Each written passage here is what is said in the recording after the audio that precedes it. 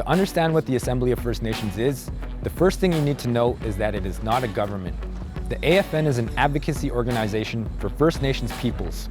It's the largest one in Canada, representing more than 900,000 people from 635 communities. It does not represent Inuit or Métis people who have their own organizations. Organized resistance at a national level. The AFN was established in 1982. It grew out of the National Indian Brotherhood, which was the main advocacy organization at the time.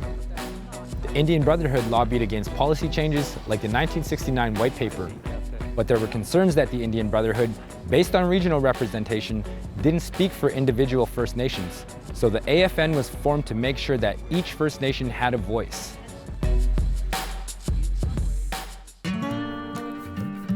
The AFN's purpose is to advocate on behalf of First Nations people in dealings with the government and the public and private sectors. Land, health, education, natural resources, and housing continue to be top priorities for the AFN.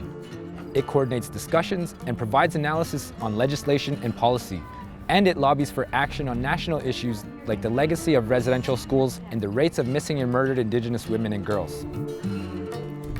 Its role can be challenging because not all First Nations share the same priorities. But as an organization that's mostly federally funded, it's viewed by the government as the primary point of contact on national First Nations issues. The leader of the AFN is the National Chief. The National Chief is part of an executive committee with 10 regional representatives and the chairperson for the Elders Council. Along with the Elders Council, the Youth and Women's Council raised community concerns to the AFN. The National Chief is elected by a voting member from each of the 635 First Nations. Each First Nations chief or their proxy gets one vote. This process means that despite the population of individual First Nations, they all carry the same weight in an election.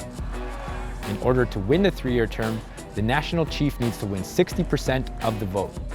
While the AFN continues to advocate for Indigenous peoples, it has faced criticism by some First Nations, particularly in its dealings with the federal government. Despite that criticism, the AFN remains the largest voice for First Nations peoples across Canada.